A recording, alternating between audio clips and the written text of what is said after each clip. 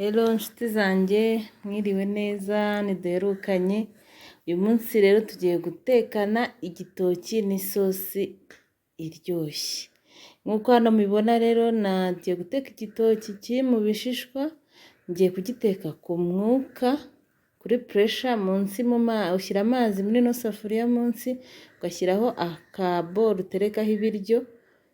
Mu mazi nabanje gushyiramo amagi kugira ngo binyihutire, nashyizeho ndapfundikira ndateka. Ibitoki nabanje kubikata imitwe kugira ngo bize kumfasha kubitonora neza. Nahise ngenda njya gusya inyanya hamwe na puwavuro zirashaje, ariko nta kintu na kimwe cyo kujugunya mu gikoni. Inyanya rero aka kamashini ni keza gasya inyanya neza, singikoresha amasosi tomate kubera aka kamashini. Akamashini ni shuwadiro, ni amasegonda 10 inyanya zikaba zibaye sosi tomate. Nagiye rero nzishyiramo ncomeka, murabona ndi gucomeka, agakoresha amashanyarazi ntabwo ari maniwere. Nakanze rimwe nagizemo nabi kari kanyishe, kaba gafite imbaraga nyinshi cyane. Hano nabanje noneho nditonda kuko bwa mbere mw'abantu mwe nari nirutse, nitonze ndagacana neza. Inyanya zanjye ni amasegonda namaze kubona sosi tomate. Ntabwo gahenze, nakaguze 30 muri Expo. Ndumva n'ahandi hose turahari nubwo baba bahinda, ariko 30 ugasezera ikintu cyose na dodo na karoti nshyiramo ndakata umwanya, bituma ugabanya umwanya. Sosi tomate yanjye rero nari maze kuyibona, nsubira guteka. Ndi gucekinga ko ibitoki byanjye byahiye, urareba urabona ko ntibirashya, harimo ibitahinduye ibara, ntabwo birashya nako byose bitarasa neza, ariko bitetse ku mwuka ntabwo bihura n'amazi. Hano hari umufasha kitchen helper wanjye ari kumpamagara. Aba ndi hafi mu kazi kose, kandi byose abashaka kumfasha ngo mutume, kandi mw'abantu mwe ni gatoya rwose. Aha rero muri iyi safuriya ngiye gutekamo isosi ndi burishe kiriya gitoki kikaryoha kuruta icyo muri mu kabari. Hano nkunda ibitunguru byinshi rwose. Umuntu wese uzi ko yaba yaransuye arabizi ko ibyo nkoresha ibitunguru. Ngiye gukoresha ginger powder, ifu ya tangawizi, ngiye gukoresha akamagi kamwe. Sinkunda amagi, ariko nyine hari igihe kaba karaje ukabona uragafite. Black pepper nayo ndayikunda cyane. Mw'abantu mwe ntabwo ushobora kuba wari black pepper ngo ugagare mu nda. Ibyo waba wariye byose mu nda haba hahembutse, harabyimbuka kwa. Iyi ni cinnamon, nayo ni akarungo nako keza, kaba mu biryo kaba mu cyayi. N'amavuta, igihwagari ngura litiro kugira ngo nirinde kurya amafiriti, ntibyoroshye. Nasutsemo make ngo nonwe gushyiramo menshi. Nshyiramo ibitunguru byanjye nakase. Aha nari ngitegereje ko amavuta ashyuha agafata ubushyuhe ku buryo nshyiramo bikavuga shiririri. Iyo bitavuze ntabwo naba yakaranze. Ntabwo waba wakaranze. Ubu ngubu rero nibivuga nibwo ndaba nkaranze pe. Nubwo amavuta ibitunguru bishya nayo yahiye, ariko umuco tumenyereye ko tubanza tukareka. Ntabwo bivuze hano nagizemo ntibyavuga, nashyizemo akariro gake kuko nkunda guteka ku muriro muke. Ninya gushiriza kuko iyo ushiririza ibiryo ugatekereza n'imvune wagize biba bipfuye.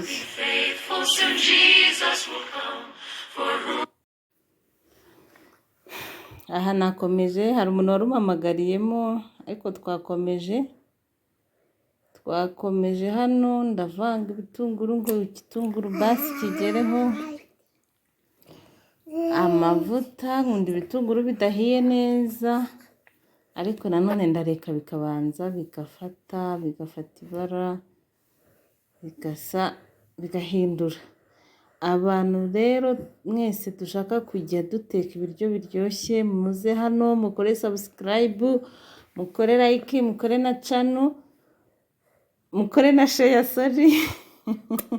mukore na share, aransetse nawe, mukore na share kugira ngo channel yacu itere imbere. Kandi ntabwo tuzajya twiga guteka gusa, tuzahigira ubuzima bwose bw'umugore w'umunyarwanda, uko wabaho kandi ukagira ubuzima buri easy, bworoshye, butagoranye, ukaryoherwa no kuba umugore.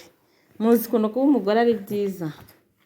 Imana yaduhaye ubushobozi, iduha n'ubwenge, yadushyizemo ibintu itashyize mu mugabo.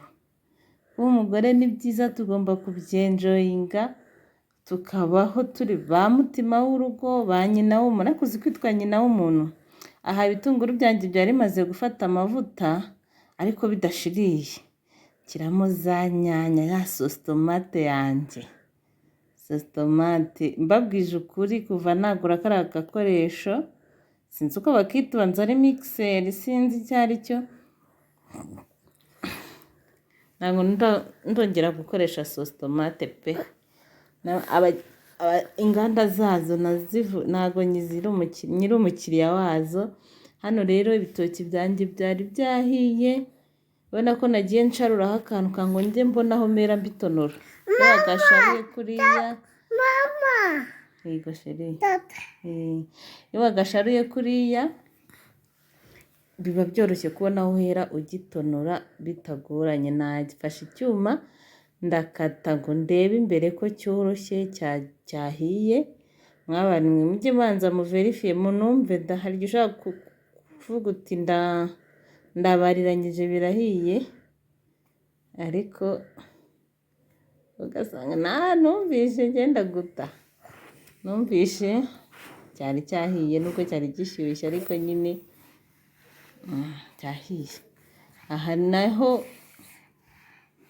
nanagikanze hano, nanagikanze ngo ndebe ko cyahiye neza, ariko cyari cyahiye.